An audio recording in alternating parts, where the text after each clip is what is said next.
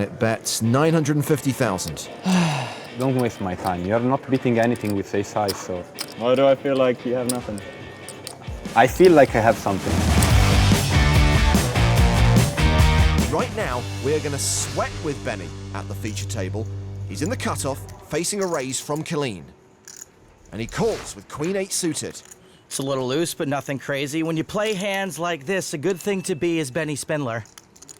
Round to Pablo Gordillo in the big blind. He calls as well, so three-way to the flop. Poker's answer to Al Bundy scoring 4 touchdowns in one game. Gordillo winning 3 tournaments in a night. Well, Benny flops a flush draw. Well, all right, all right, all right. Action check to Colleen. And this is a continuation bet of 36,000. Calling would be totally standard here for us. He does call. Gordillo folds. He had 10-7 off. Phew. Somehow dodged that one. The turn card is a queen. That's second pair for Benny to go with his draw. Well, we were probably already not folding to another bet. Now we're already not folding even harder. That almost made sense. 88,000 from Colleen. We're going to have the best hand here a lot, but if we call here and he bombs the river, I think we might have to fold. Assuming we don't improve, that is. Hi, Liv. I like your shiny shirt. Spindler calls the second barrel, and we go to the river. And that's a flush for Benny.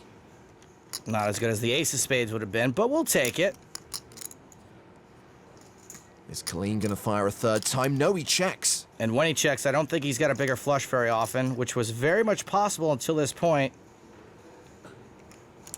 The yellow chips are worth 25,000. The blues are 5,000. Benny going for value, 200,000. I like a big bet here.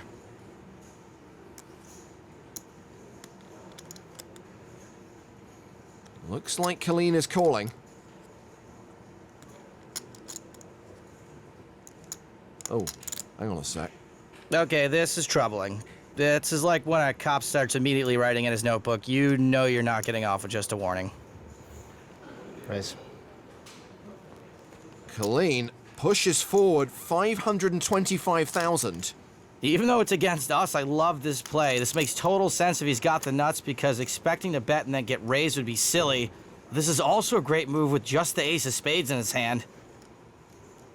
I actually think, though, that if you were making a play with ace of spades, Kevin probably bets bigger here. That's my gut.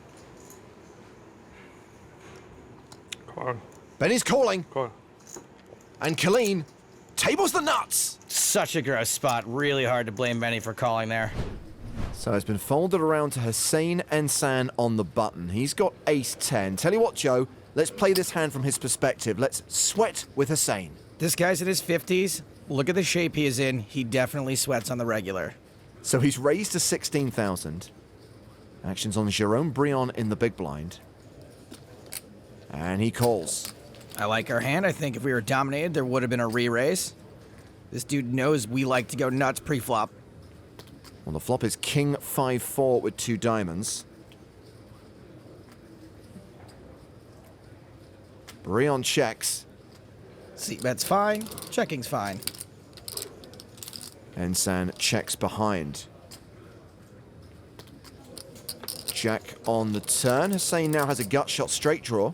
So I guess that means we can call a reasonable bet, but much like when your grandma gives you a sweater for your birthday, we'd prefer a check. Not going to get one. Brion leads for 24,000. I'd say this is reasonable.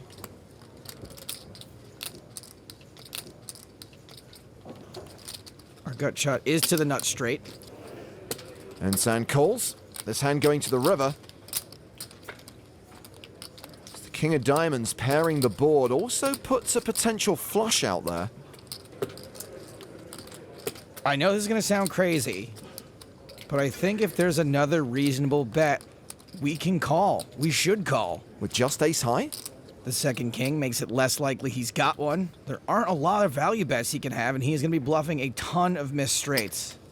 Into a pot of 92,000, Brion makes it 56,000. Ensign calls. Come on. Brion shows 10-9 for a busted straight draw. Ace high is good. Oh my god, I was right. I totally wasn't expecting that. And how about we sweat with Johnny? All right, I'll allow it. Pocket fives under the gun. He raises to 160,000. Adrian Mateos calls in position on the button. Muhyiddin Ferez in the small blind.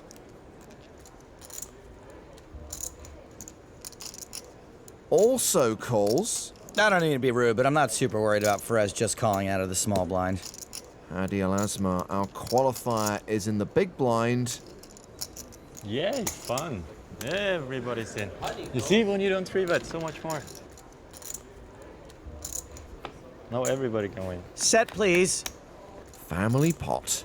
And an ace-9 3-flop. Ferez checks. Al-Azmar checks. Johnny checks. Free card? Huh? What do you say? No dice. 275,000 from Mateos.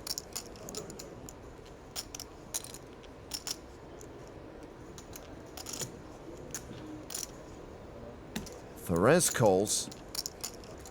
Al-Azmar folds. He completely missed the flop. So calling would be pretty weird here with a bet and call in front of us, and I know what I would do, but folding's never really been Johnny's thing. Remember, those black chips are 100k apiece. This is a check raise to 715,000. Aha, all right. See, now Johnny did raise under the gun, so he can rep an ace here pretty realistically. We're repping an ace. Action back on Mateos. He calls. Muhyiddin Ferez folds. He had a 9. Well, we got rid of one hand, and it was better than ours. So heads up to the turn.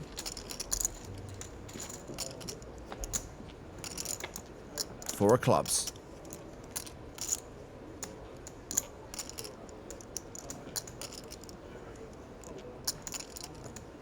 Having raised flop, Johnny checks the turn. We're definitely taking an interesting line. Usually we're supposed to keep betting there. So Mateos bets 650,000. Now this says to me that Adrian is not too worried about what we've got, but if he had a really big ace, maybe he would have 3-bet before the flop? No?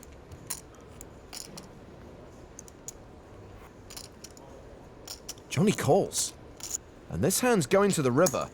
With nearly 3.7 million in the middle, Johnny only has 2 million behind. The ace of diamonds pairing the board. That makes it tougher for us to rep an ace, but also it makes it tougher for Mateos to have one. Johnny checks again.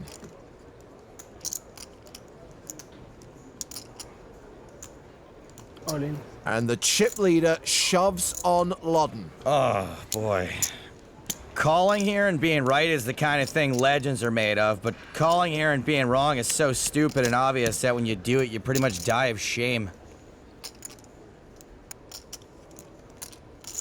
I think this is a super easy fold, but for some reason, Johnny doesn't agree with me.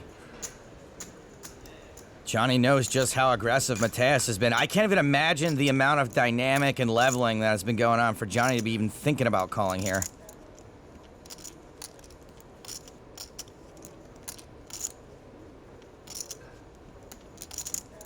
Clearly a tough decision for him. Now that Johnny's so suspicious, I kind of want him to call.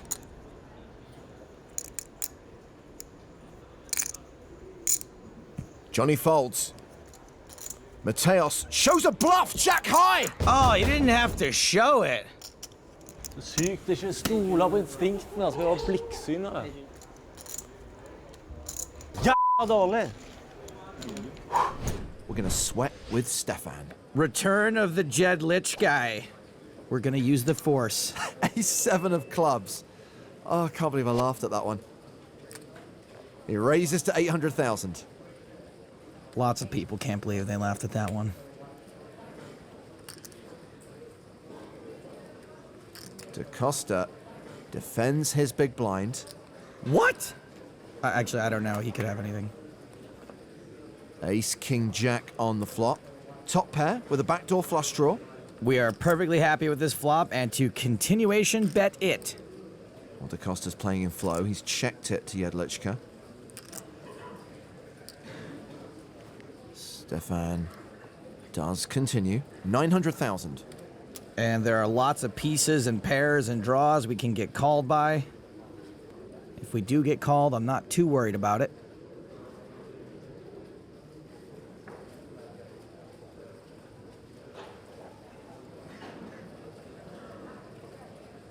Uh-oh.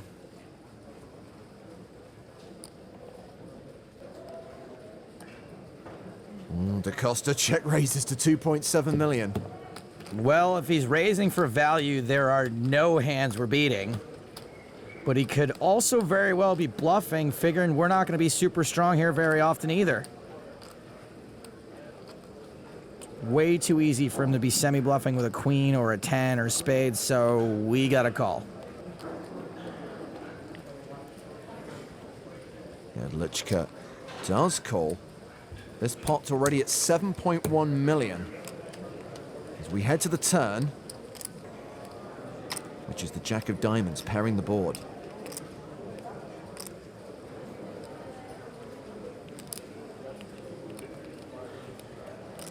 Actions on DaCosta. Check raise the flop. I'd love a check.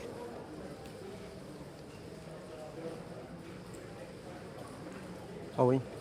He bets it all. Jedlichka now with the decision. If he wins this hand, it's over. I know this is going to sound crazier than an internet comment about contrails, but I really don't see DaCosta overbet shoving with trips or a full house. I kind of like a call here. I think he's going to have a draw a lot. Of course, that's easy for me to say, as it's not for basically my entire tournament, or anything to do with me at all. Jedlichka gives it up, and he had the best hand. DaCosta had a flush draw and a straight draw. Still a ridiculously tough call to make. We're sweating with Davidi Kitai. The last time I sweat with a Belgian, Jean-Claude Van Damme was digging through a discount sock bin and arguing with his girlfriend at a department store in Los Angeles, and that is a true story. So Kitai's under the gun +1 raise with ace king has been called by Chris Moneymaker in the big blind. Heads up to the flop, which is 10-9-7 with 2 clubs. We are in position, I like that. Moneymaker has checked to Kitai. No c-bet, he checks behind. It's fine, it's not a great board for ace-king versus a big blind. Another 9 on the turn. Moneymaker leads. He bets 3,500. I'm actually okay with a straight-up fold here. When we're behind, we're a big dog to catch up. Some of our outs could be dirty, and if Moneymaker's bluffing, that means we kind of have to commit to calling river, too.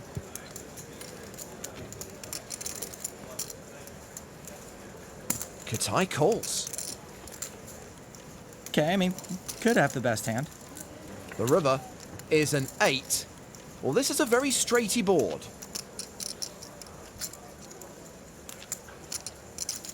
Moneymaker slows down, he checks. Well, a check behind's no good, because we're only beating, like, king-queen and ace-queen. Kind of a fan of turning our hand to a bluff. Yeah, I think I like that. Yes, indeed. When we check back the flop, we can still rep a lot, and the board changed significantly on the river, which I think is great for us when Chris checks. 6,600. We can have jack 10, jack 9, ace jack, even 8s might play it this way. Chris can't call us too light. Moneymaker calls. Okay, we're boned. Kitai, tables ace high. Moneymaker shows pocket 3s. What? What? Are we a total tell box? Did we just open up an Oreo and listen to it or something? Well, Canet has raised from the button here, and we, Joe, are going to sweat with Charlie Carrel in the small blind for the rematch between these two. Sweat with Charlie Carrel makes sense since it looks like he's on his way to Bikram Yoga. Ace-king suited in the small blind. He 3-bets to 700k. Yes, let's 3-bet this clown, and also, namaste. So with Chance Cornuth folding the big blind, action's back on Canet. Well, we already know he doesn't fold to re-raises, and this time he's in position. That's a call. Look. Thank you, you too. 1.6 million in the middle already. An 8-7-5 two-heart flop. Not ideal for ace-king of spades. Yeah, I'm fine with us not continuing. Charlie checks, Mustafa checks. Cool. 6 of clubs on the turn. Well, we've got 2 giant spades on a mostly red board. I hate this, I hate our hand, I hate this board, and I hate his stupid mustache face. Charming. Well, Charlie's checked for a second time. Mustafa not checking back this time. No, of course not. He bets 550,000. I actually kind of like a fold here. Oh my god, what's happening in the background? That guy's more machine than man. Charlie decides to call the bet. I know we're gonna face a bomb from Mustafa on the river. Jason Mercier, Natasha Barber know what I'm talking about. Jack on the river. Charlie checks. And here we go. 2.7 million in the pot. And it bets 950,000. What do you do here with ace king high? Fold the turn. Ace high, brother. I have ace high, by the way. Ah, ace high. Ah, okay, I feel better now. We've pretty much the bottom of our range. Totally cool with a fold here, guy. I mean, unless you're in a hurry to get to the sunset meditation drum circle. No, hard save. I needed a heart. I put you on the heart. We could very well be good here, but there are just better spots. Don't waste my time. You're not beating anything with ace high, so... Ding! No?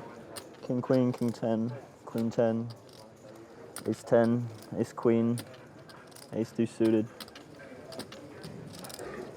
You beat something.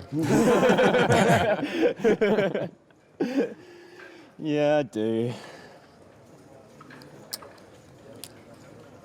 You look different this time to the time you had I today. always look different, you know. I'm schizophrenic. Really? Yeah, a little bit. More mental health jokes. We're gonna get letters. Come on. You can be outplayed once. This hand, you cannot win it with this run out. Just, right? If he has ace high. Why do I feel like you have nothing? I feel like I have something. I feel like he has something. Charlie I calls. got you bet the jack. Ew! You're so good. Gross. So lucky.